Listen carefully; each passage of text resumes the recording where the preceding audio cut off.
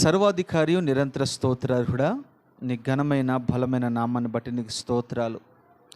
ఇంతవరకు సంఘమంతా ఆసక్తితో అత్యాసక్తితో శిరీష కొరకు ప్రార్థన చేయడానికి ఇచ్చిన కృప కొరకే వందనాలు. నాకు మొరపెట్టుము, నేను నీకు ఉత్తరం ఇచ్చేదని అన్నావు. మేమందరము ప్రార్థన చేసాం.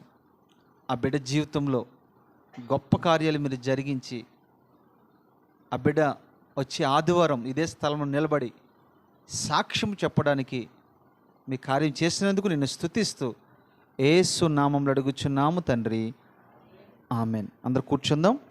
సర్వాధికారియు నిరంతర స్తోత్రార్హుడైన యేసుక్రీస్తు నామంలో మీ అందరికీ నా ప్రేమ వందనాలు తెలియజేస్తున్నాను. సంఘము అనుభవాలు మీరు విన్నారు కదా. ఎవరికి ఎలాంటి సమస్య వచ్చినా, ఒక కుటుంబంలో ఒక అన్న ఎలాగ స్పందిస్తాడో, ఒక చెల్లి ఒక అక్క ఎలా స్పందిస్తారో, ఒక తండ్రి ఒక తల్లి ఎలా స్పందిస్తుందో, అంతకంటే ఎక్కువగా మనము స్పందించేవారిగా ఉండాలి. ఎందుకంటే సంఘం మాకున్నది, ప్రార్థించే సంఘం మాకుంది, ఆదరించే సంఘం మాకుంది, బలపరిచే సంఘం మాకుంది, ధైర్యం చెప్పే సంఘం మాకుంది అని భరోసా సంఘానికి వచ్చిన ప్రతి బిడ్డకి కలిగించవలసిన బాధ్యత మనందరి మీద ఉంది. కనుక ఎవరికి ఎలాంటి సమస్య వచ్చినా ఇలాగే మనం కూడుకుని ప్రార్థన చేస్తే, ఇక్కడ నేను ఎంత సంతోషిస్తున్నానో 1000 రెట్లు పరలోకపు తండ్రి కూడా సంతోషిస్తాడు. సహోదరుల ఐక్యత కలిగి ఉండుట ఎంత మేలు, ఎంత మనోహరము అని బైబిల్లో రాయబడింది కదా. మనమందరం కూడా ఈ రీతిగా ప్రభు రాకడ వరకు కూడా ఇలాంటి ప్రేమను, నిస్వార్థమైన ప్రేమను మనం కొనసాగించుదుముగాక. ఒక విషయం మీరు గమనించండి. శ్రమ ఎందుకు వస్తుంది? శ్రమ ఎందుకు దేవుడు మనకు అనుమతిస్తాడు అని ఆలోచన చేస్తే, మనము ఒక్కొక్కసారి దేవునికి దూరంగా వెళ్ళిపోతూ ఉంటాం. దేవుడు ఎన్నిసార్లు గద్దించినా, బుద్ధి చెప్పినా, సరిచేయాలని ప్రయత్నం చేసినా మన మాట వినం. ఒక మొండువాళ్ళలాగా, ఒక మొండుదానిలాగా మనం వెళ్ళిపోతూ ఉంటాం. కారణం ఏమిటంటే మనకున్న తెలివికి దాని కారణం అనుకుంటాం, మనకున్న జ్ఞానం దానికి కారణం అనుకుంటాం, మనకున్న చదువు అనుకోవచ్చు, లేదా మనకున్న ఉద్యోగం అనుకోవచ్చు, మనకున్న ధనం అనుకోవచ్చు, లేదా మనకున్న స్థితిగతుల కారణం అనుకోవచ్చు. ఇవి దేవుని దగ్గర రాకుండా మనల్ని ఏం చేస్తాయంటే రోజు దూరపరుస్తూ ఉంటాయి. ఎన్నిసార్లు చెప్పినా మనం వినం.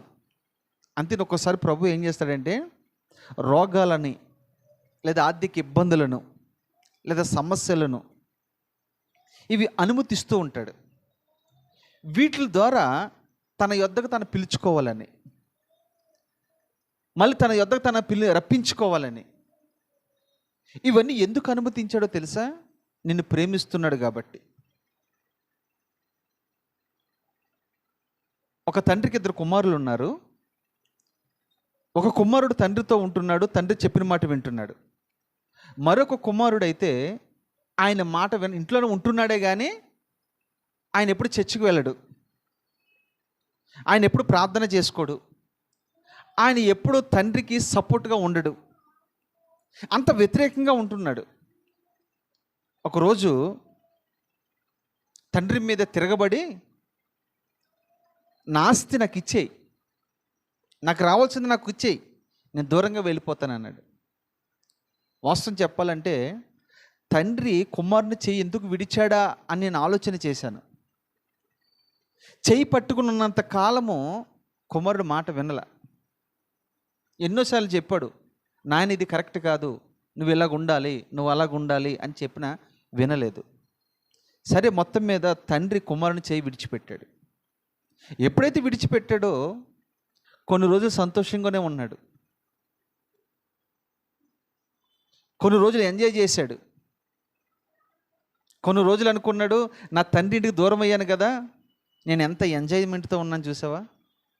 ఏది కావాలో తింటున్నా, ఏది కావాలో తాగుతున్నా, ఏది కావాలో అది అనుభవిస్తున్నా, ఎక్కడ కావాలంటే అక్కడికి వెళ్తున్నాను అని కొన్ని రోజులు సంతోషపడ్డాడు.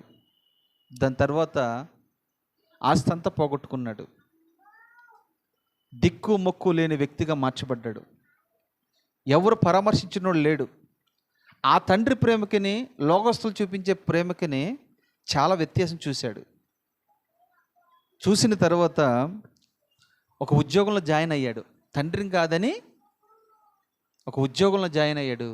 ఆ ఉద్యోగంలో కూడా స్థిరత్వం లేక, నెమ్మది లేక, సమాధానం లేక, మనశ్శాంతి లేక, ఆ ఉద్యోగంలో కూడా చేయలేక ఓడిపోయి తిరిగి తండ్రి ఇంటికి రావడానికి ప్రయత్నం చేస్తూ ఉన్నాడు. ఈ రీతిగా అంటున్నాడు, నా తండ్రి ఇంటి వద్ద అనేక మందికి పని ఉంది కదా, భోజనం ఉంది కదా, అన్ని వసతులు ఉన్నాయి కదా, నేను ఆయన కుమారుడై ఉండి కూడా నాకు ఈ పరిస్థితి ఏంటి అని కుమారుడు అర్థం చేసుకొని మారు మనసు పొందిన తర్వాత నాకు నచ్చిన మాట, వాస్తవానికి ఇక నేను తండ్రికి కుమారునిగా వెళ్ళను, కానీ ఇప్పుడు తండ్రి దగ్గర నేను వెళ్తున్నప్పుడు ఒక దాసునిగా నేను వెళ్తాను. చూసా, మార్పు అంటే అది, నిజమైన మారు మనసు అంటే అది. నేను ఒక ప్రశ్న వేస్తున్నాను మీకు, అసలు ఈ మార్పు తండ్రి ఇంటి దగ్గర ఉంటే వచ్చేదంటారా? తండ్రితో ఉన్నంతకాలం ఈ మాటలు ఎప్పుడైనా మాట్లాడా? ఏం మాట్లాడలేదే. ఇప్పుడు ఎందుకు మాట్లాడుతున్నాడు, అప్పుడు ఎందుకు మాట్లాడలేదు? తండ్రి విలువ ఎప్పుడు తెలుస్తుంది? తండ్రి లేనప్పుడు. తండ్రి విలువ ఎప్పుడు తెలుస్తుంది? తండ్రి మన చెయ్యి విడిచినప్పుడు. తండ్రి విలువ ఎప్పుడు తెలుస్తుంది? మనం దూరంగా వెళ్ళి శ్రమలు అనుభవిస్తున్నప్పుడు, అవమానాలు పడుతున్నప్పుడు, నిందలు పడుతూ ఉన్నప్పుడు, అనేక మంది మనం దూషిస్తున్నప్పుడు, సరిగ్గా భోజనం లేక ఇబ్బందులు పడుతున్న సమయంలో ఆ తండ్రి విలువ అర్థమవుతూ ఉంటుంది. అందుకని తండ్రులు చాలాసార్లు అంటారు, రే నా విలువ నీకు ఇప్పుడు తెలీదు. ఎప్పుడు తెలుస్తుంది తెలుసా నీకు? నేను చనిపోయిన తర్వాత తెలుస్తుందిరా అని చెప్తూ ఉంటారు. అలాగే కన్న తండ్రిని యేసుక్రీస్తు ప్రభువు కూడా మన విషయంలో అంతే జాగ్రత్త కలిగి ఉన్నాడు. ఆ వ్యక్తి మారు మనసు పొందిన తర్వాత తిరిగి ఇంటికి వచ్చినప్పుడు అంటాడు, నేను ఇక నీకు కుమారుడుగా ఉన్నాను కానీ నాన్న, ఈ పనివారిలో ఒక పనివాడిగా నేను ఉంటాను, నన్ను స్వీకరిస్తావా అని అడిగితే తండ్రి వాడి ఇల్లుని కానించి వచ్చే వరకు కూడా 2 చేతులు చాపి ఎదురు చూస్తూ ఉన్నాడు. వాడి ఇల్లుని కానించి నిద్రలేదు తండ్రికి. వాడి ఇల్లుని కానించి తండ్రి ఏ రోజు మనశ్శాంతిగా ఉండే రోజు ఒక్కటి కూడా లేదు. అయ్యో నా కుమారుడు వెళ్ళిపోయాడే, ఏం చేస్తున్నాడు, ఎక్కడున్నాడు, ఎలాంటి పరిస్థితిలో ఉన్నాడని ఎప్పుడు తండ్రి ఏడుస్తూ ఉన్నాడు. ఆ తండ్రి రాగానే దూరం నుంచి చూశాడండి. ఇంటిలోంచి బయటికి వెళ్ళి పరుగు పరుగున వెళ్ళి ఇలా హత్తుకుని కన్నీరు విడిచాడు. మెడ మీద పడి ముద్దు పెట్టుకుని. చూడండి, ఈ విషయాలన్నీ నేను పూర్తిగా వెళ్ళను కానీ మీకు అర్థం కావడానికి చెప్పా. తిరిగి ఇంటికి వచ్చిన తర్వాత ఆ కుమారునికి ఎలాగ సన్మానించాడో మీకు ఆ వాక్యాలన్నీ కూడా అర్థమైనాయి. శ్రమ మనకి ఎందుకు వస్తుంది అని అంటే దేవుని యొద్దకు రావడానికి. శ్రమ ఎందుకు వస్తుంది అని అంటే దేవుని తెలుసుకోవడానికి. శ్రమ ఎందుకు వస్తుంది అని అంటే దేవుని సన్నిధిలో మనం తిరిగి మళ్ళీ కట్టబడ్డానికి. అందుకనే బైబిల్ స్పష్టంగా అంటుంది, శ్రమ కలుగుట అది మనకు మేలై ఉన్నదట. శ్రమ కలుగుట మేలు. యోబుకి ఎన్నో శ్రమలు వచ్చినాయి, మేలుగా భావించాడు. తర్వాత 2 ఆశీర్వాదం పొందుకున్నాడు. ఈ శ్రమ నాకు ఎందుకు వచ్చింది అని ఎప్పుడు కూడా మనం దేవుణ్ణి ప్రశ్నించకూడదు. ప్రశ్నించే హక్కు నీకు నాకు లేదు. యోబు 10 మంది పిల్లలను పోగొట్టుకున్నప్పుడే, ఆస్తిని పోగొట్టుకున్నప్పుడే దేవుని ప్రశ్నించలేదు. మీరు గమనించారా లేదు? మనకి చిన్న ఉద్యోగం పోతే చాలు ప్రశ్నిస్తాం. మనం అప్పులైపోతే చాలు ప్రశ్నిస్తాం. మన కుటుంబం ఏ మంచి కార్యం జరగకపోతే చాలు దేవుని ప్రశ్నించేవారుగా మనం ఉంటాం. లేదు, ప్రశ్నించడానికి నీకు నాకు అర్హత లేదు. చూడండి, ఈ కుటుంబం నిమిత్తము ఒక చక్కటి వాక్యాన్ని బైబిల్లోని తీసి ధ్యానం చేద్దాం. మత్తయి సువార్త 8వ అధ్యాయము 5వ వాక్యం చదువుకుందాం. ఆయన కపెర్నహూములో ప్రవేశించినప్పుడు ఒక శతాధిపతి ఆయన యొద్దకు వచ్చి, ప్రభువా, నా దాసుడు పక్షవాయువుతో మిగులు బాధపడుచు ఆయనను వేడుకొనెను. చాలమ్మ. ఇక్కడ ఒక శతాధిపతి ఉన్నాడు. శతాధిపతి అని అంటే 100 మంది సైన్యమునకు అధిపతి, అధికారి. ఈయన ఓ మంచి పొజిషన్లో ఉన్నాడు, మంచి స్థితిగతులు కలిగి ఉన్నాడు. ఆ ప్లేస్లో జీవనోపాధిని పెట్టుకుందాం. దాసుడు అనే ప్లేస్లో శిరీష్ అని పెట్టుకుందాం. ఇప్పుడు జీవనోపాధి పోయిన ఆదివారం ఇలా ప్రార్థన పెట్టాలని అడిగాడు. అది నా దగ్గరకు వచ్చినప్పుడు ఆలస్యం చేయకుండా రేపే మనము ప్రార్థన పెడదాం. ఈరోజు నేను 2 ప్రార్థనలకు వెళ్ళి వచ్చాను. ఇది 3వ ప్రార్థన.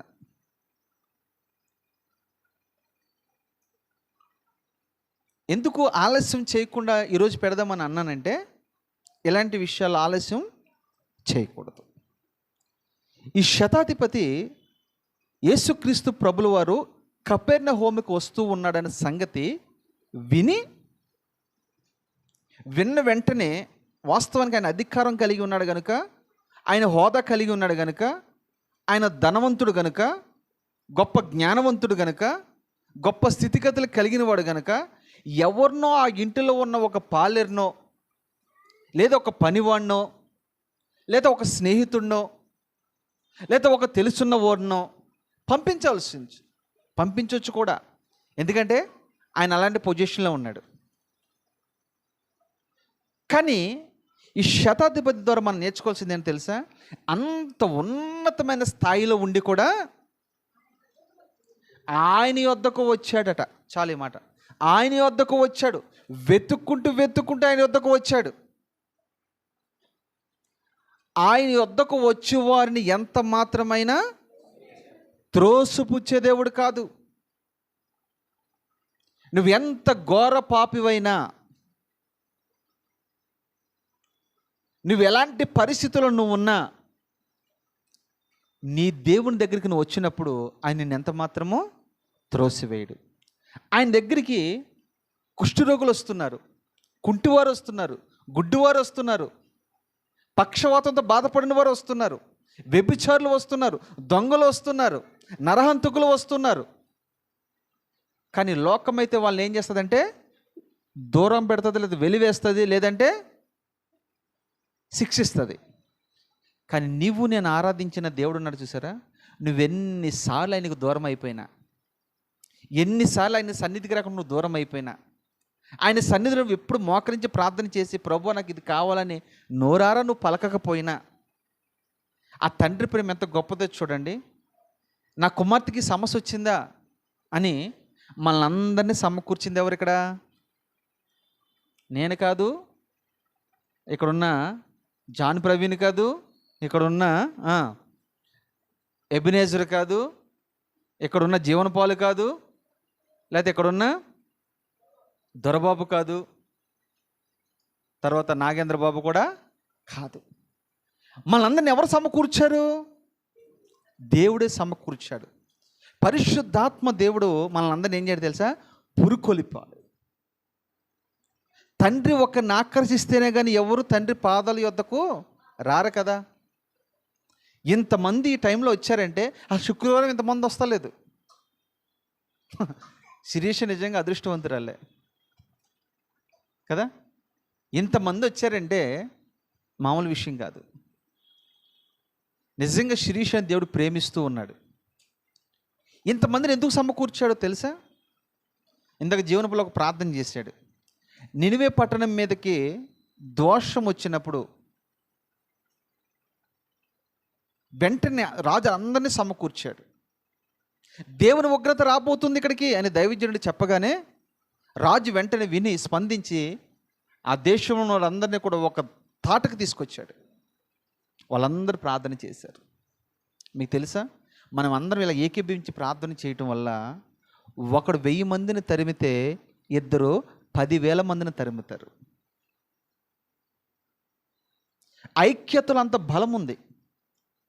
పేతురు చెరసాల్లో ఉన్నప్పుడు సంఘము కూడుకుని అత్యాసక్తితో ప్రార్థన చేశారట. వాస్తవం చెప్పాలంటే రోమియోల చేతిలో పడినవాడు బ్రతికి బట్ట కట్టడం అనేది ఉండదు. నెక్స్ట్ రేపైనకి ఉరిశిక్ష. కానీ సంఘ ప్రార్థన పునాదులు కదిలిస్తాయి.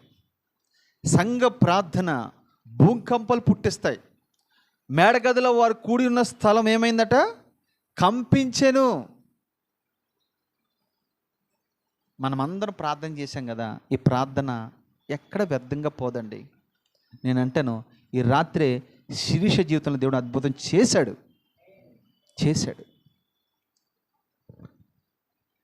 మీరు గమనిస్తే ఐక్యతలో ఉన్న గొప్పతనం, కలిసి మనం ప్రార్థన చేస్తే ఏమవుతుందో తెలుసా?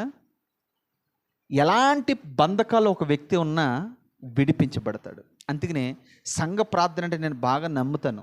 నా కొరకు కూడా మేము రోజు ప్రార్థన చేయాలని అడుగుతాను. అందుకనే ఇది నేను అడగడమే కాదు, అపోస్తలుడైన పౌలు అంటూ వాడే సంఘ ప్రార్థన అడిగాడు. ఇందులో ఎవరు గొప్పలేం కాదు. మీకు తెలుసో తెలీదో, ఎవరైతే విరిగి నలిగిన హృదయంతో ప్రార్థన చేస్తారో వారి ప్రార్థన దేవుడు అంగీకరిస్తాడు. ఇక్కడ సిన్సియారిటీ ఏమి ఉండదు ఇక్కడ. రైట్. ఇక్కడ శతాధిపతి తన ఇంటిలో ఒక దాసుడు ఉన్నాడు. ఆ దాసుడు స్వస్థపరచబడ నిమిత్తము, ఆ రోగము బాగుపడే నిమిత్తము డైరెక్ట్గా యజమానుడే పరమ యజమానుడి దగ్గరికి వస్తూ ఉన్నాడు. వస్తూ ఉంటే ఈయన వస్తూ ఉన్నాడు. యెరూషలేములో ఉన్న వాళ్ళందరూ పెద్దలు, నాయకులు, అధికారులు, అధిపతులు వీళ్ళందరూ కూడా ఆశ్చర్యపడుతున్నారు. ఏంటంటే ఈయన చాలా మంచి వ్యక్తి, ఈయన గొప్ప జ్ఞానవంతుడు, ఈయనకి గొప్ప సాక్ష్యము కూడా ఉంది. ఈయన ఇజ్రాయేల్ సర్వ సమాజానికి ఎంతో మంచి చేసినవాడు. అంత మాత్రమే కాదు, మంచి పేరు పొందినవాడు. అంత మాత్రమే కాదు, ఇజ్రాయేల్ ప్రజలకంట మందిరాలు కూడా కట్టించిన వ్యక్తి అంటే తను. ఆ వ్యక్తి వస్తూ ఉంటే అందరూ ఆశ్చర్యపడ్డారు. అయ్యా మీరు ఎందుకు వస్తున్నారు, దేనికి వస్తున్నారు అని అడుగుతూ ఉన్నారు. లేదయ్యా, నేను ఒక ఆయన దగ్గరికి వస్తూ ఉన్నాను. ఆయన ఎవరో కాదు, యేసు. వెతుక్కుంటూ వచ్చాడు. మీకు తెలుసా, దేవుడు నీకు రోగం ఎందుకు పెడతాడో తెలుసా? నీకు అప్పుల సమస్యలు ఎందుకు నెట్టుతారో తెలుసా? కుటుంబంలో సమస్యలు ఎందుకు నెట్టుతారో తెలుసా? మనమందరము కూడా ఆయన యొద్దకు వెతుక్కుంటూ రావాలని. తప్పిపోయిన కుమారుడు ఏం చేశాడు చెప్పండి? వెతుక్కుంటూ వచ్చాడా లేదా? అంతకుముందు వచ్చాడా? వెతుక్కుంటూ రావాలి. ఇలాంటి సమస్య ఎందుకు మీకు రాకుండా ముందుగానే ప్రభు హెచ్చరిస్తూ మాట్లాడుతూ ఉన్నాడు.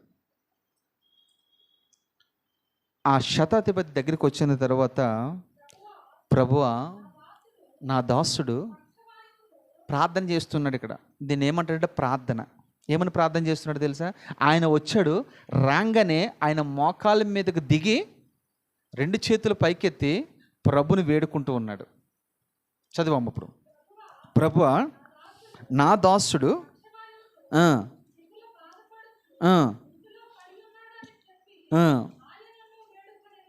చూడండి, ఆయనను వేడుకున్నాడు. ఎవరిని వేడుకోవాలో చెప్పండి. ఎవరిని వేడుకోవాలో వారిని మనము వేడుకోవాలి. రెండోది, ఈయనలో మనం నేర్చుకోవాల్సిన పాఠం ఏంటో తెలుసా? ఈయన ఎలాంటి పొజిషన్లో ఉన్నప్పటికీ కూడా దిగి వచ్చాడు. మనకే గనుక నెలకు ఒక 50,000 వస్తే మన మందిరానికి దిగి వస్తామా? దేవుని పాదయోతకు దిగి వస్తామా? ఒకవేళ నీకు నిజంగా అలాంటి పరిస్థితి వస్తే ఎవరినో మన చర్చిలో ఒక ఫోన్ చేసి, అయ్యగారికి మా ఇంటికి రమ్మని చెప్పండి, అయ్యగారిని మా ఇంటికి రమ్మని చెప్పండి. ఈ అయ్యగారులు కూడా ఎలాంటి వాళ్ళు అంటే, ఆ ధనవంతుడి ఇంటికి వెళ్తే ఏదోటి వస్తుంది, ఏదోటి ఇస్తారు మంచిగా కూడా వెళ్ళిపోతూ ఉంటారు. కానీ ఈ యొక్క దాసుడు గురించి యజమానుడు ప్రభు దగ్గరికి దిగి వచ్చాడు. 2, వెతుక్కుంటూ వచ్చాడు. మొదటి అనుభవం, దిగాడు. ఏ స్థితిలో నుంచి దిగాడు? తన అధికారం నుంచి కిందకి దిగాడు. తనకున్న ఉన్నతమైన స్థితిలో నుంచి కిందకి దిగాడు. తనకున్న హోదా నుంచి కిందకి దిగాడు. కిందకి దిగడం మాత్రమే కాదు, దిగిన వ్యక్తి పరుగున వెతుక్కుంటూ ఆయన యొద్దకు వచ్చాడు. ఆయన వెతుకు వారికి చెప్పండి, మీరే పూజ చేయాలి. ఆయన వెతుకు వారికి ఆయన దొరికే దేవుడు. ప్రభు దొరుకు కాలములోనే మీరు ఆయనను వెతకండి. నీకు ఆరోగ్యం ఉన్నప్పుడే వెతకండి, నీకు బలం ఉన్నప్పుడే వెతకండి, మీకు సమయం ఉన్నప్పుడే వెతకండి, మీకు పరిస్థితులు అన్నీ బాగున్నప్పుడే వెతకండి, నీకు మంచి ఉద్యోగం ఉన్నప్పుడే వెతకండి, మంచి శాలరీ ఉన్నప్పుడే వెతకండి, మంచి స్థితిగతులు కలిగినప్పుడే వెతకండి. అలాంటప్పుడు ఆయన మనం వెతికితే ఆయన మనకేమవుతాడంట? దొరుకుతాడు. ఆయన మనకు దొరికాడు అనుకోండి, మన ఇంట్లో ఏం జరిగింది తెలుసా? మన ఇంట్లో ఉన్న అక్రమం అంతా కూడా బయటికి వెళ్తుంది. మనకేం జరిగితే తెలుసా? రక్షణ వస్తుంది. మనకేమొస్తుంది తెలుసా? స్వస్థత వస్తుంది. ఆయనే ఒక వరమే మన ఇంట్లోకి వస్తే నువ్వేది అడిగితే అది చేయగలడు ఆయన. ఈ శతాధిపతి ద్వారా మనం నేర్చుకోవాల్సిన విషయాలు ఏంటి తెలుసా? ఆయన అంత ఉన్నతమైన స్థితి కలిగి ఉన్నప్పటికీ కూడా దిగి వచ్చి వెతుక్కుంటూ ప్రభు దగ్గరికి వచ్చి, మూడోదిగా ప్రభు పాదాల సన్నిధి మోకరిల్లి ప్రభుని బ్రతిమలాడుకుంటూ ఉన్నాడు. 3 అనుభవాలు. మొదటి అనుభవం ఏంటి చెప్పండి? దిగి వచ్చాడు, రైట్. 2 అనుభవం వెతుక్కుంటూ వచ్చాడు. 3 అనుభవం ప్రార్థన చేస్తూ వేడుకుంటూ ఉన్నాడు, అర్థిస్తూ ఉన్నాడు. ఎలాగ అర్థిస్తున్నాడో తెలుసా? భిక్షగాడు భిక్షాటన చేసినట్టుగా ఈ శతాధిపతి ప్రభుని అర్థిస్తూ ఉన్నాడు, వేడుకుంటూ ఉన్నాడు. అది ఎలాగా? కన్నీరు మున్నీరై. ఇంతకే ఈ శతాధిపతికి దేవుని గురించి తెలుసు అంటారా? తెలుసు. ఆయన గొప్పదనం గురించి తెలుసు, ఆయనకున్న శక్తి సామర్థ్యాల గురించి తెలుసు. ఇంతకే మనకే తెలియట్లేదు. 3 అనుభవాలు నేర్చుకున్నారు. తర్వాత చెప్పము.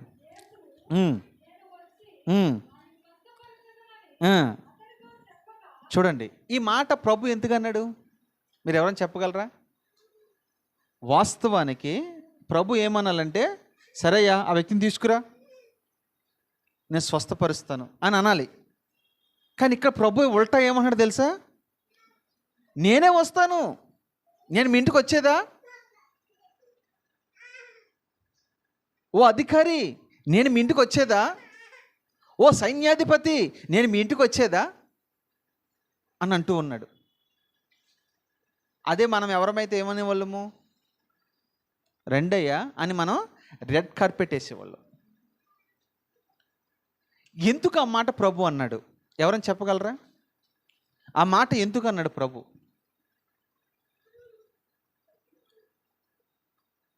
చాలా విషయాలు ఉన్నాయి ఇక్కడ. ఇదే అసలు మెసేజ్ అంటే ఇక్కడే ఉంది. ఎందుకు అన్నాడు చెప్పాలి మీరు. మొదటి నెంబర్ 1 గుర్తుపెట్టుకోండి, దిగి వచ్చాడు. నెంబర్ 2 వెతుక్కుంటూ వచ్చాడు. నెంబర్ 3 తగ్గించుకున్నాడు. నెంబర్ 4 ప్రార్థించాడు. నెంబర్ 5 విశ్వాసం ఉంచాడు. నెంబర్ 6 ఆయన గుణాతిశయాలను గుర్తుపట్టాడు, ఆయన శక్తి సామర్థ్యాలు గుర్తుపట్టాడు. అప్పుడు వరకు శిష్యులందరూ తిరుగుతున్నారు కానీ ఎవరు గుర్తుపట్టలేకపోయారు ఆయన్ని. నేను బహుశా అనుకుంటాను ఇలాగా, ఈయన గురించి ఐగుప్తులో నుంచి ఇజ్రాయెల్ ప్రజల్ని విడిపించి నడిపించిన కార్యక్రమాలన్నీ కూడా ఆ రోజుల్లో ప్రజలు కథలుగా చెప్పుకునేవారు. ఆయన ఐగుప్తుల నుంచి చాలామందిని విడిపించాడట, లక్షలాది మందిని. వారిని అరణ్యంలో నడిపించాడట. వారికి దాహం వేస్తే బండలోంచి నీళ్ళు ఇచ్చాడట. వారికి ఆకలి వేస్తే పరలోకం నుంచి మన్నాను కురిపించాడట. పరలోకంలో నుంచి ఆహారాన్ని కురిపించాడట. సముద్రం అంటే 2 పాయలుగా చేశాడంట. సముద్రం నుంచి పూరేలు రప్పించాడట. యోగ్ధన్ అనేది దాటిచ్చాడంట. ఎర్ర సముద్రం దాటిచ్చాడట. ఇలా ఎన్నో విషయాలు కథలుగా చెప్పుకుంటూ ఉంటే ఆ రోజుల్లో మనోడు కూడా విన్నాడు. ఆయన ఎప్పుడు చూద్దామని చూశాడు. డైరెక్ట్గా చూసేసరికి ఆయన చూడండి ఎలా మాట్లాడుతున్నాడు. ఎందుకంటే నువ్వు అద్భుతం చేయాలంటే, ఇక్కడ అతను నమ్మేది ఏంటంటే, నువ్వు అద్భుతం చేయాలంటే మా ఇంటికి రావసల్లా. ఈ మాట మీరు గమనించండి. నువ్వు అద్భుతం నా ఇంట్లో చేయాలంటే, లేదా నా దాసునికి చేయాలంటే, లేదా నా దాసును స్వస్థపరచాలంటే నీవు నా ఇంటికి రావాల్సిన అవసరమే లేదు అంటాడు అక్కడ. అయ్యా నువ్వు మాట మాత్రం సెలవిచ్చాలు, ఒక్క మాట సెలవి అయ్యా. నీ నోట నుంచి ఒక్క మాట వెలువైతే చాలు, డెలివరీ అయితే చాలు. నీ మాటలు అంత శక్తి ఉన్నదని నేను గమనించాను. నీ మాటలు అంత బలం ఉందని నేను గమనించాను. ఇదిగో అంతకుముందే కొన్ని రోజుల క్రితము 3 రోజులయ్యి చనిపోయి ఒక వ్యక్తి సమాధి చేయబడి కంపు కొడుతున్న వ్యక్తి దగ్గరికి నువ్వు వెళ్ళి నువ్వు ఒక్క మాట సెలవిస్తే చాలు, అతడు లేచి ఉన్నతమైన ఆరోగ్య దేహంతో బయటకు వచ్చాడు. అంతకుముందే యాయిరింటికి వెళ్ళావంట కదా. యాయిరింటికి వెళ్తే తన కుమార్తెని ఒక్క మాట చేత చనిపోయిన వ్యక్తిని నువ్వు లేవనెత్తావు. అంతకుముందే ఒక విధవరాలికి ఒకే ఒక కుమారుడు ఉంటే చనిపోయి పాడి మీద మోసుకుని వెళ్తుంటే నీవు ఆ పట్టణంలోకి వచ్చావట. వచ్చి ఆ తల్లి ఏడుపును చూసి ఆ పాడిని ముట్టావట. ఆ పాడిని ముడితే చాలు ఆ యవనస్తుడు లేచి కూర్చున్నాడు. అంతకుముందు నువ్వు చేసిన కార్యాలు 12 సంవత్సరాలు బట్టి రక్తస్రావంతో బాధపడుతున్న వ్యక్తిని ఆగి వెళ్తూ ఉంటే ఆమె ఎక్కడ నువ్వు చూడను కూడా చూడలే, ఆమెతో మాట్లాడలే. నీ దారి నువ్వు వెళ్తున్నావట. ఆమె విశ్వాసంతో వెనకాల వస్త్రపు చెంగ ముట్టిందట. ఆ రోజునేమో బాగుపడిపోయిందయ్యా. ఇలా ఎన్నెన్నో అద్భుతాలు చేసావని నేను విన్నాను. అయ్యా ఒకవేళ నువ్వు నా ఇంటికి నేను పిలిస్తే నేను నిన్ను తక్కువగా చేసిన వాడిని అవుతాను. నేనంత పరిశుద్ధిని కాదయ్యా, అంత యథార్థవంతుని కాదయ్యా. తను తగ్గించుకునే విధానం చూడండి. నువ్వు మాట సెలవి చాలు. మనం ఇక్కడ నేర్చుకోవాల్సింది ఏంటో తెలుసా? దేవుని సన్నిధికి వచ్చిన తర్వాత దైవజనుడు మాట్లాడుతున్నాడంటే మనుషుడు మాటగా నువ్వు ఎప్పుడు కూడా అనుకోకూడదు. ఇది దేవుని మాట, మాట సెలవిస్తే చాలయ్యా అన్నాడు. అంటే ఇక్కడ యేసయ్య గొప్పతనాన్ని కూడా ఆ అధికారి గుర్తుపట్టి మాట సెలవిస్తే చాలు అని అన్నాడంటే ఎంత నమ్ముంటారంటారు, ఎంత విశ్వసించి ఉంటారంటారు, ఎంత నమ్మిక ఉంచారంటారు, ఎంతగా ఆధారపడి ఉంటాడంటారు. అది ఒక అన్యుడి జీవితంలోనే అంత అద్భుతాలు జరిగితే పుట్టు క్రైస్తవులు మనం ఎన్నో సంవత్సరాలైంది ప్రభువుని నమ్ముకుని మనము. మరి నీ ఇంట్లో ఇలాంటి అద్భుతాలు ఏమైనా జరుగుతున్నాయా? మనం ఇందాక పాట పాడుకున్నట్టుగా అద్భుతములు చేయమయ్యా నా జీవితంలో, ఇక పాటకే పరిమితం అయిపోతాం. నేను ఒక మాట మీ గుండెల మీద రాసుకోండి, ఖరీదైన మాట, విలువైన మాట చెప్తాను. నీ జీవితంలో లేదా నా జీవితంలో అద్భుతాలు జరగాలంటే ఏదో పెదవులతో ప్రార్థన చేస్తే కాదు. దాని వెనకాల ఈ శతాధిపతిని మీరు అడగండి. శతాధిపతి ఏం చేయడు తెలుసా? విన్నారు కదా, ఎన్ని అనుభవాలు ఉన్నాయి ఆయనలో? 6 అనుభవాలు ఉన్నాయి. ఈ 6 అనుభవాలు మనలో ఉన్నప్పుడు ఆటోమేటిక్గా నీ ప్రార్థనకి జవాబు వస్తుంది. నీకు విశ్వాసం ఉండదు, నువ్వు ప్రార్థన చేస్తావు. నువ్వు చర్చికి రావు, నువ్వు ప్రార్థన చేస్తావు. నువ్వు నమ్మకం ఉంచవు, నువ్వు ప్రార్థన చేస్తావు. నువ్వు పరిచర్య చేయవు, నువ్వు ప్రార్థన చేస్తావు. నువ్వు దేవునికి ఇవ్వాల్సిన ఇవ్వు, ప్రార్థన చేస్తావు. ఎందుకంటే నీ ప్రార్థన వింతకు వింటాడు. మాట విన్న వాళ్ళ ప్రార్థన దేవుడు వింటాడా? వినడే. ఈ ద్వారా మనం నేర్చుకోవాల్సిన విషయాలు ఈ రోజున తేటగా, సూటిగా దేవుడు మాట్లాడుతున్నాడు. జాగ్రత్తగా ఈ మాటలు మీరు పట్టుకోండి. ఈ మాటలకి ప్రభు ఆశ్చర్యపడ్డాడట. ఎవరు ఆశ్చర్యపడ్డారు? ప్రభు ఆశ్చర్యపడ్డాడు. ఎప్పుడైనా నీ ప్రార్థన ప్రభు ఆశ్చర్యపడ్డా? మనం ప్రార్థన చేసిన తర్వాత ఫైనల్గా ఏమంటుంది తెలుసా? ఇందులో ఏమైనా తప్పులుంటే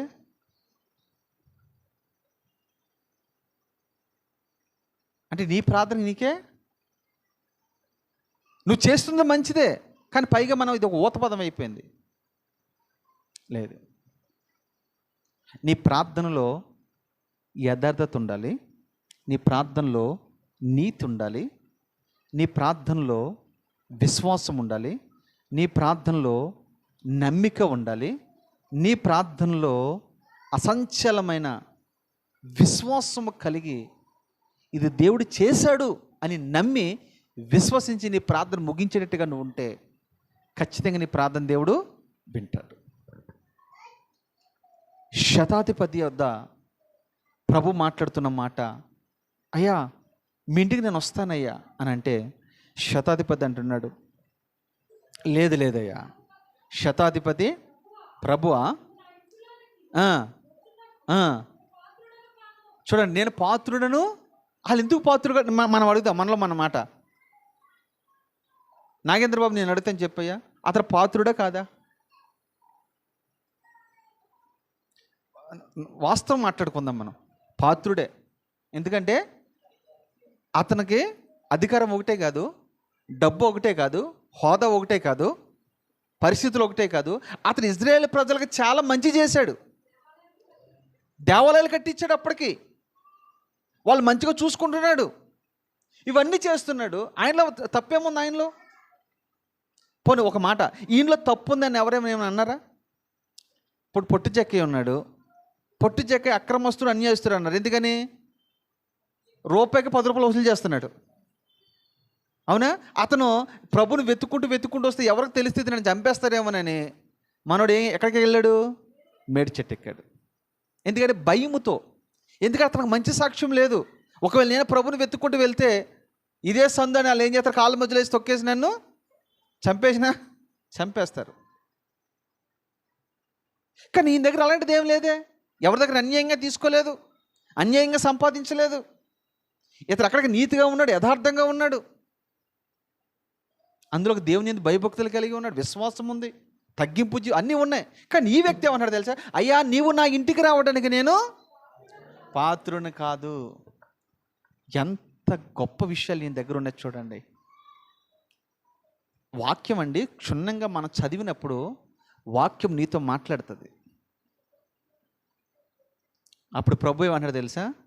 చదివమ్మా.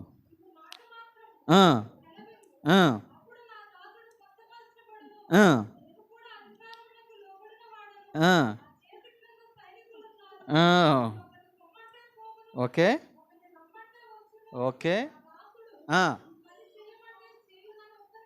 చాలు. ఈ మాటలో నా ఆంతర్యం ఏంటి తెలుసా? నేను ఒక అధికారం కలిగిన వాడిని, ఈ దేశం మీద నాకు అధికారం ఉంది. నా దగ్గర కూడా కొంతమంది పనివారు ఉన్నారు, కొంతమంది సైన్యం ఉంది. నేను ఒకని పొమ్మంటే పోతాడు, ఒకడు రమ్మంటే వస్తాడు, ఒకడు ఈ పని చేయమంటే పని చేస్తాడు, ఒకటి చేయొద్దంటే మానేస్తాడు. ఎందుకంటే నాకు అధికారం ఉంది. నాకు ఎలాంటి అధికారం ఉందో ఈ భూమి మీద, ఈ మా దేశంలో నాకు ఎలాంటి అధికారం ఉందో నీకైతే ప్రపంచం మీద నీకు అధికారం ఉంది. నాకు ఈ దేశంలోనే అధికారం ఉంది, నాకు ఈ రాష్ట్రంలోనే అధికారం ఉంది, నాకు ఈ పట్టణంలోనే అధికారం ఉంది. కానీ నీకైతే ప్రపంచమంత అధికారం ఉందనే సంగతి నాకు తెలుసు. అంత మాత్రమే కాదు, పరలోకంలో కూడా నీకు అధికారం ఉంది. ఇటు పరలోకంలో నీకు అధికారం సంపాదించుకున్నావు, ఇటు భూమి మీద కూడా నువ్వు అధికారం సంపాదించుకున్నావు.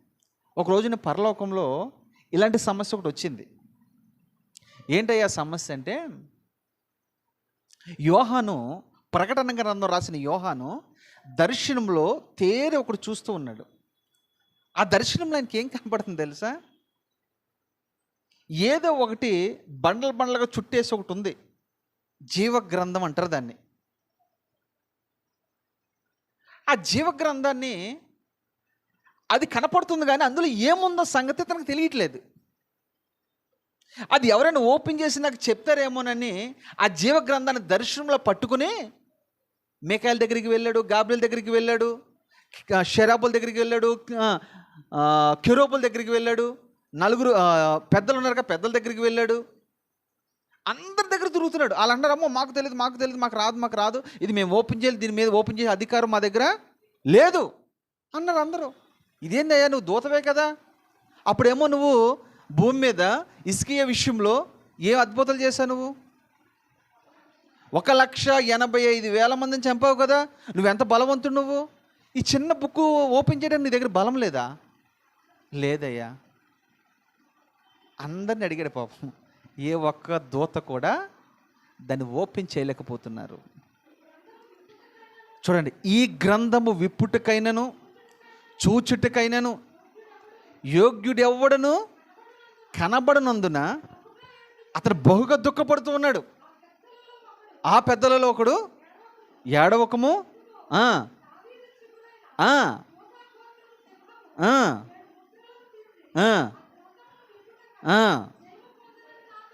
ఆమెన్. దేవునికి మహిమ కలుగును గాక.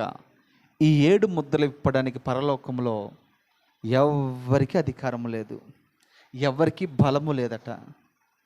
కానీ గొర్రె పిల్ల అని యేసుక్రీస్తు ప్రభుకు మాత్రం దాని మీద అధికారం కలిగి ఉన్నాడు. ఆయన ఎవరో కాదు, యోధా గోత్రపు సింహం. ఆయన ఒక్కడే ఇప్పగలడయ్యా, ఇంకెవ్వరు ఇప్పలేడయ్యా. అంటే దూత పరుగున ఆయన దగ్గరికి వెళ్తే ఆయన 7 ముద్రలు ఒక్కొక్కటిగా ఇప్పుతూ ఉంటే భూమి మీద ఉగ్రత కుమ్మరించబడుతూ ఉంది. నేను ఈ విషయాలన్నీ ప్రకటన గ్రంథం చెప్పినప్పుడు చెప్తాను. భయం కంపించే మాటలు అక్కడ ఉంటాయి. అంటే పరలోకంలో ఆయనకి అధికారం ఉంది. రెండో అధికారం చెప్తాను. సముద్రం మీద శిష్యులందరూ కూడా వాడలో ప్రయాణమై వెళ్తూ ఉన్నారు. ప్రభులు వారు కాస్త అలసట వచ్చి అమరం మీద పడుకున్నాడు. అమరము అని అంటే అర్థం ఏంటంటే ముందు భాగం లేక తలగడ భాగం అని అర్థం. అక్కడ పడుకున్నాడు విశ్రాంతి తీసుకుందామని. ఎలాగా ఊరు రావాలంటే చాలా దూరం ప్రయాణం పడుతుంది కదా, కనీసం ఒక 2-3 గంటల ప్రయాణం పడుతుంది. ఈలోగా విశ్రాంతి తీసుకుందామని అలా తలవాల్చాడండి. ఈలోగా వాళ్ళ ప్రయాణం చేస్తూ ఒక గంట దూరం వెళ్ళిన తర్వాత, కొంత దూరం వెళ్ళిన తర్వాత సముద్రము ఇలాగ ఎగసిపడుతుంది. ప్రకృతి అంతా మారిపోతుంది. చిమ్మ చీకటి అయిపోయింది, మబ్బు పట్టింది, చినుకులు పడుతూ అది పెద్ద తుఫానుగా మార్చబడింది. వాడ కదిలించి వేస్తుంది. వాడ బద్దలైపోద్దేమో, నశించిపోతామేమో, ఓడలోకి నీళ్ళు వచ్చేస్తాయేమో, మనమందరం మునిగిపోతామేమో అని భయంతో ప్రభులు వారిని లెగ్గొడుతూ ఉన్నారు. ప్రభా లే, మేము నశించిపోతున్నామయ్యా, నీకు చింత లేదా? చాలమ్మ ప్రభువా, మేము నశించిపోతున్నాం, నీకు చింత లేదా అని అడిగారు. అప్పుడు ప్రభు లేచి అంటాడు, సముద్రమా సద్దనిగిపో. సముద్రము గద్దించగా సముద్రం ఏమైపోయిందని సార్, మిక్కిలి అంటే ఇక ఏం లేదు, ఇక తలవాల్చింది. అయ్యా చిత్తము తండ్రి, చిత్తం ప్రభు అని సముద్రము ఆయన పాదాల ఎదుట సాగిలపడింది. అబ్బా, పరలోకంలో ఆయనకి అధికారం ఉంది, సముద్రం మీద ఆయనకి అధికారం ఉంది. పక్షవాతంతో బాధపడుతున్న వ్యక్తి దగ్గరికి వచ్చి, నీ పాపాలు క్షమించబడ్డాయి, నీ పరుపుని ఎత్తుకు నువ్వు నడుమని చెప్పాడు. వీళ్ళందరూ అంటున్నారు, నీకు ఈ అధికారం ఎక్కడది? ఎస్, ఆయన అంటాడు, మనిషి కుమారునికి భూమి మీద అధికారం ఉంది. పాపములు క్షమించడానికి మనిషి కుమారునికి భూమి మీద అధికారం ఉంది. భూమి మీద మాత్రమే కాదురా బాబు, సముద్రం మీద నాకు అధికారం ఉంది. ఆకాశం మీద నాకు అధికారం ఉంది, సూర్యుని మీద నాకు అధికారం ఉంది, చంద్రుని మీద నాకు అధికారం ఉంది, నక్షత్రాల మీద నాకు అధికారం ఉంది, అడవుల్లో ఉన్న జంతువుల మీద నాకు అధికారం ఉంది, మనుషుల మీద నాకు అధికారం ఉంది, పరలోకంలో దూతల మీద కూడా నాకు అధికారం. ఇంత అధికారం ప్రభుకి ఎలాగొచ్చిందో తెలుసా? ఆయన పాపం లేని వ్యక్తిగా ఉన్నాడు గనక, ఆయన సమాధిని గెలిచాడు గనక, మరణమును గెలిచాడు గనక, మరణపములను విరిచాడు గనక, ఇవన్నీ చేసినందుకు తండ్రి అనే దేవుడు కుమారుడికి ఎంత అధికారం ఇచ్చాడు చూడండి. ఆ అధికారం అంతా కూడా ఈ అన్యుడైన శతాధిపతికి తెలుసు. అందుకని శతాధిపతి అంటాడు, అయ్యా నాకు ఎలాంటి చిన్న అధికారం ఉందో నీకు లోకం మీద అధికారం ఉంది, ప్రపంచం మీద నీకు అధికారం ఉంది, నువ్వేదైనా చేయటకు సమర్థుడు అయ్యా అని చెప్పి పాదాల మీద సాష్టాంగపడి నమస్కారం చేస్తూ ఉన్నాడు. ఆ మాటలన్నీ ప్రభు విన్న తర్వాత ఇప్పుడు ఇలా శిష్యుల వైపు చూసి అంటాడు, చదవండి అప్పుడు మాట. యేసు ఆశ్చర్యపడ్డా. అది వాళ్ళెవరో శిష్యులే, వెంట వచ్చేది ఎవరు? శిష్యులు చూసి అంటున్నాడు ఈ మాట.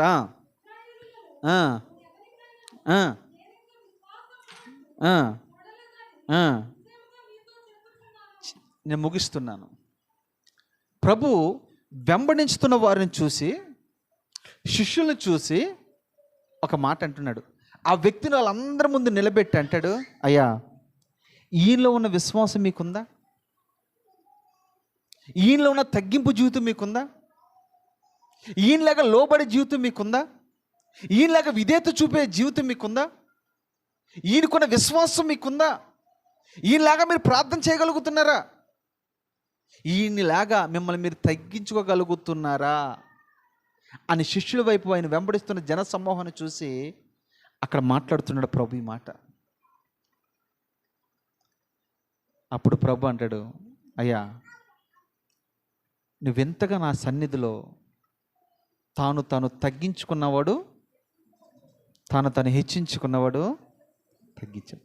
ఎంతగా నువ్వు తగ్గించుకున్నావు గనక, ఎంతగా విధేయత చూపావు గనక, ఎంతగా ప్రార్థించావు గనక, ఎంతగా నువ్వు నన్ను బ్రతిమలాడుకుంటున్నావు గనక, ఇదిగో నేను నా మాటను పంపిస్తున్నాను.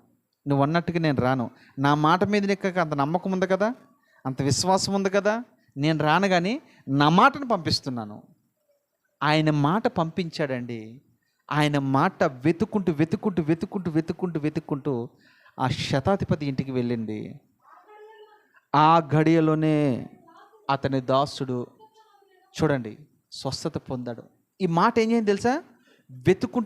వెతుక్కుంటా ఆ రోగం దగ్గరికి వెళ్ళింది, ఆ దాసుని దగ్గరికి వెళ్ళింది. ఆ దాసుని ఆ మాట తాకింది. ఆయన మాట అంత శక్తి ఉన్నది. మీకు తెలుసా, ప్రభు మాట సెలవిస్తే చాలు స్వస్థపరచబడతారు. ఆయన మాట ద్వారా చనిపోయిన వారు తిరిగి లేచారు కదా. ఆయన మాట ద్వారా అద్భుతాలు జరిగించారు కదా. ఈయన మాట వెతుక్కుంటూ వెళ్ళి ఆ వ్యక్తిని ఏం చేయండి తెలుసా? పడిపోయిన వ్యక్తిని స్వస్థపరిచి పైకి లేవనెత్తింది అంటాడు బైబిల్లో. కీర్తనలు రాయబడిన మాట, నా వాక్కుని పంపి వారు పడి ఉన్న గుంటల నుంచి వారిని నేను లేవనెత్తుతాను. ఆయన వాక్యం పంపిస్తాడు. వాక్యం ఉన్న దేవుడు, వాక్యం అంత శక్తి ఉన్నది. ఆయన వాక్యాన్ని పంపంట వారు పడి ఉన్న గుంటలో నుంచి అంట నువ్వు ఎలాంటి గుంటలో పడిపో. ఈ రోజున ఈ వాక్యం వింటున్న లైవ్లో ద్వారా కావచ్చు, కూర్చున్న వారే కావచ్చు, ఒకవేళ అప్పుల గుంటలో నువ్వు పడిపోయేవేమో, ఆర్థిక గుంటలను పడిపోయేవేమో, అనారోగ్యాలైన గుంటలను పడిపోయేవేమో, మనశ్శాంతి నెమ్మది లేని గుంటలను పడిపోయేవేమో, ఎవరికి చెప్పుకోలేని సమస్యలో ఒకవేళ నువ్వు పడిపోయి ఉన్నావేమో, నా ప్రభు అంటాడు, నా వాక్కును పంపిస్తాను. నువ్వు ఏ స్థితిలో పడిపోయావో ఆ స్థితిలో నేను పైకి లేవనెత్తుతాను. ఈ రోజున ఆ శతాధిపతి తన దాసుని కొరకు అడిగినట్టుగా జీవనపాలు తన భార్య కొరకు ప్రభు సన్నిధికి వచ్చి ప్రార్థించాడు. మనందరిని కూడా ప్రార్థన చేయమని అడిగాడు కనుక ఆ దాసుని జీవితంలో ఏ అద్భుతమైతే దేవుడు జరిగించాడో అదే అద్భుతం ఈరోజు శిరీష జీవితంలో నా దేవుడు జరిగించునుగాక. శిరీషను ముట్టి నా దేవుడు స్వస్థపరచునుగాక. అటు కృప దేవుడు అనుగ్రహించినట్లుగా మనమందరం స్తోత్రాలు చెప్దాం. ఈ మాటలు దేవుడు దీవించి ఆశీర్వదించునుగాక. Amen, amen.